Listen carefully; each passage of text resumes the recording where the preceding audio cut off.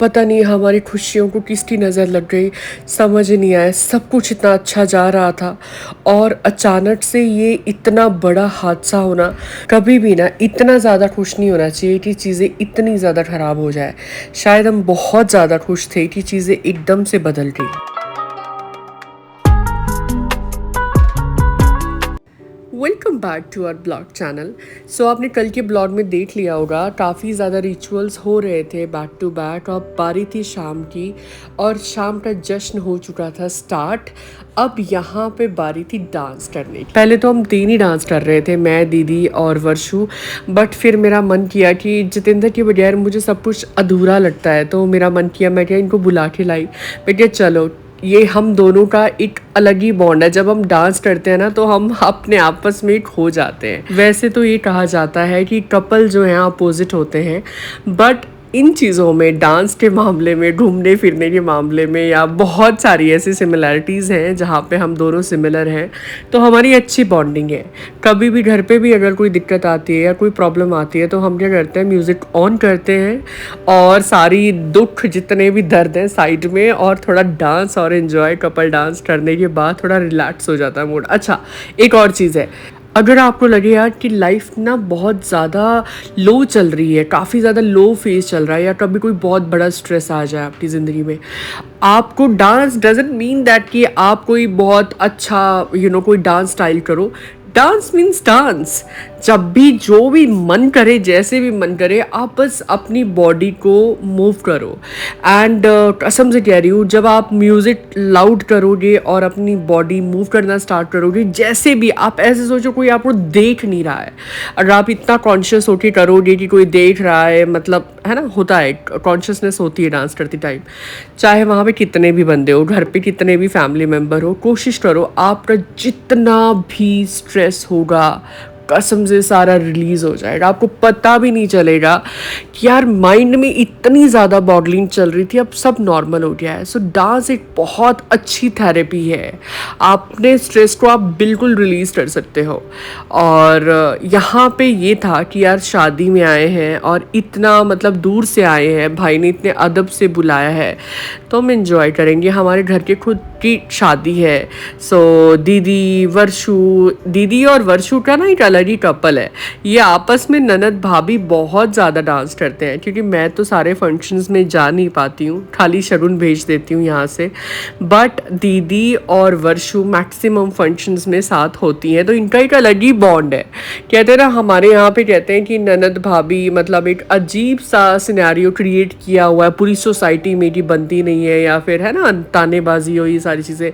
But touchwood अपनी family में ऐसा नहीं है। वर्षु के साथ में एक बहन वाला बॉन्ड है, साथ में एक अच्छे दोस्त का।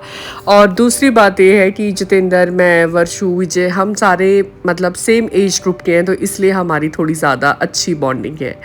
और चीज़ें बहुत अच्छी जा रही थी, अच्छा चल रहा था सब कुछ, सारे बहुत खुश थे। और अलग अलग म्यूज़िक पे डांस करने का मज़ा ही कुछ और होता है।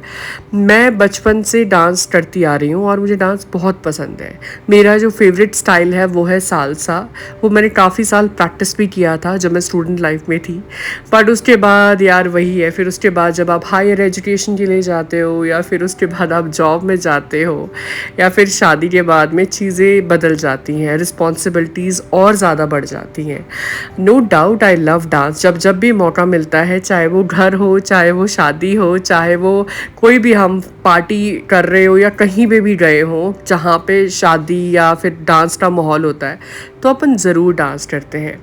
लाइफ है यार, या तो टेस्ट कर लो या तो वेस्ट कर लो, आपके ऊपर है। नहीं तो लाइफ तो वैसे भी जा ही रही है। हम टाइम को कैप्चर नहीं कर सकते। बहुत सारे लोग ये सोचते हैं कि यार कल करेंगे, यार कल करेंगे, पर वो कल कल कल कल ही रहता है, वो कभी आज बनता ही नहीं है।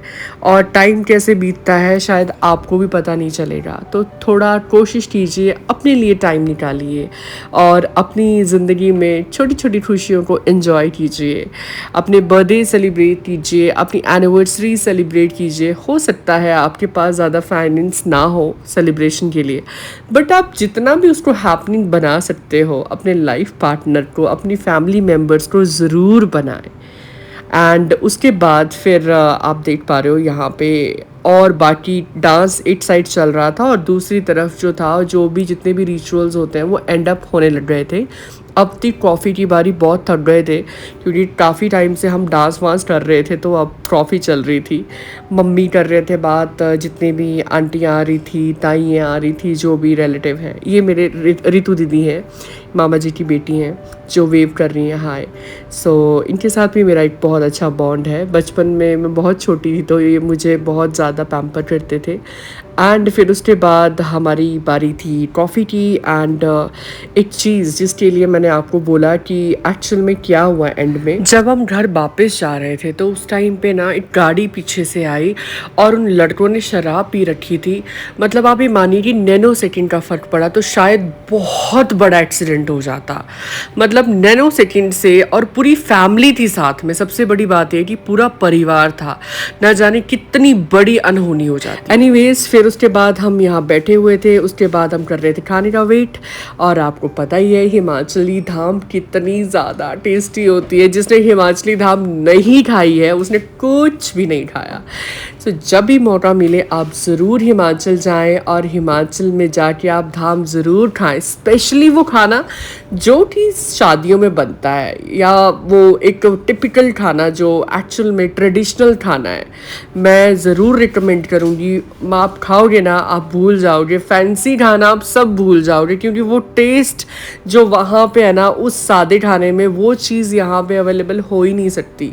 जो जितने भी हम फैंसी मील्स खाते हैं वो कसम से वो चीज़ नहीं हो सकती। Anyways thank you so much for watching up to here.